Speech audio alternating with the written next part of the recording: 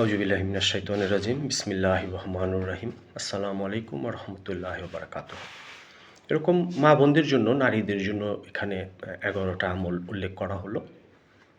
এটা অবশ্যই প্রয়োজন মা বোনদের জীবনে যে কোরআন হাদিস শিক্ষা করা, কিভাবে জীবন পরিচালনা করতে হবে, প্রয়োজনীয় ইলম শিক্ষা করা, এটা নর-নারীর জন্য আল্লাহ ফরজ করেছেন।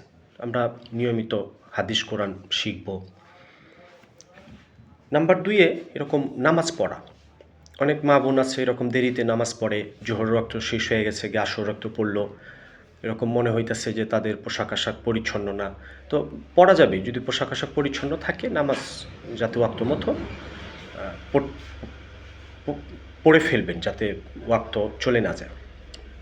এরকম নাম্বার 3 মা বোনদের রমজান মাসে রোজা রাখা, এটা অনেক বড় আমল। নাম্বার 4 এরকম স্বামীর হুকুম মতো চলা।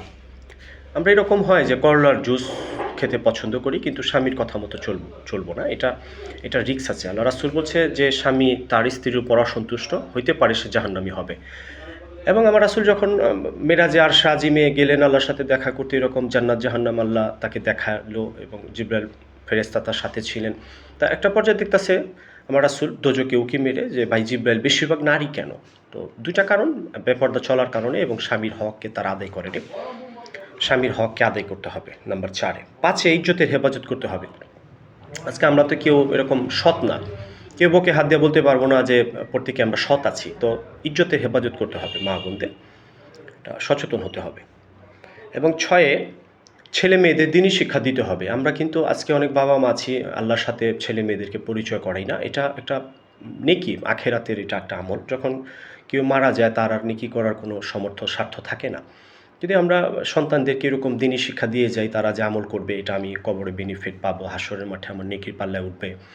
আমি আমার সন্তানকে একটা আলহামদুলিল্লাহ সূরা শিখাইলাম, কীভাবে ওযু গোসল করতে হবে আমি শিক্ষা দিলাম, কীভাবে নামাজ পড়তে হবে আমি শিক্ষা দিলাম। এগুলো আমরা একটু ফলো করি। প্রতিটা বাবা মা আমরা সন্তানদেরকে দিনই শিক্ষা দিই এবং আল্লাহর সাথে যাতে পরিচয় করাতে পারি। এরকম সাথে মেয়েরা স্বামীর শুকরিয়া আদায় করে না। অনেক মেয়ে আছে স্বামী শুকরিয়া আদায় করে না, স্বামী নাশুকরিয়া আদায় করে, স্বামীর নাফরমানি করে, স্বামী ঠিকমতো ভাত কাপড় দেয় না, বা এরকম যে ওদের উদ্দেশ্য হচ্ছে যে আরও বেশি দাও বেশি দাও, সে তুমি অসৎকর্ম কইরা হইলেও দাও। এটা না, এটা করা যাবে না, স্বামীর নাশুকরি করা যাবে না। যেহেতু আমার রাসূল বলছে যে আল্লাহ ব্যতীত কাউকে যদি সেজদা করার হুকুম থাকতো আমি মুহাম্মদের শরিয়াতে, তাইলে আমি স্ত্রীদেরকে বলতাম স্বামীকে সেজদা করো। তো মা বোনরা ভাবেন যে কী পরিমাণ স্বামীর হক, আজকে আমরা কিন্তু এটা বুঝতেছি না।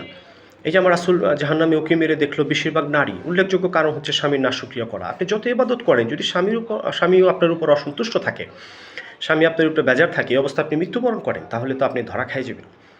তো আমরা একটু সচেতন হই, আমরা স্বামীদেরকে সম্মান করব। এবং 8 এরকম মায়েরা, বাবা মা এরকম ছেলে মেয়েদের অভিশাপ দেয়, অভিশাপ দেওয়া যাবে না। এখানে আমার রাসূল বলছে যে কেউ যদি অভিশাপ দেয়, সেই অভিশাপটা প্রথম আসমানে যায়। অভিশাপটা যদি আনলিগিন হয়, সঠিক না হয়, এই অভিশাপটা যে দেয় তার উপরে পড়ে। আর যেহেতু বাবা মা অভিশাপ না দেওয়াটাই ভালো, অনেক সময় আছে আল্লাহ এই দোয়াগুলো কবুল করে। তো আমি একটা সময় অভিশাপ দিলাম সন্তানকে, সেটা আল্লাহ কবুল করলো, আমার সন্তান তো ধ্বংস হয়ে যাব। আমরা সাবধান, আমরা অভিশাপ না দিই। এবং মা বোনদের যে আরেকটা আমল উল্লেখযোগ্য করতে হবে যে দান খয়রাত বেশি বেশি করতে হবে। এরকম অনেক মা বোনরা আছে যে সিন্ধুকে সোনা দানা আছে, জাকাত হইতেছে, সে জাকাত দিতেছে না। তো এগুলা মা বোন একটু ফলো করেন যে যদি জাকাত হয়ে থাকে জাকাত দেন, বেশি বেশি একটু দান খয়রাত করেন। যেহেতু আমার রাসূল বলছে জাহান্নামে বেশিরভাগ আমি নারীদেরকে দেখছি, তো বেশি বেশি একটু দান খয়রাত করেন মা বোনরা, অসহায়দের একটু খাবার খাওয়ান। এরকম 10 আত্মীয়তার হক আদায় করা, আত্মীয়তার হক আদায় করতে হবে। যে আপনার স্বামীর আত্মীয় স্বজন আছে, বাবা মা ভাই বোন, এদেরকে একটু খোঁজ খবর নেন।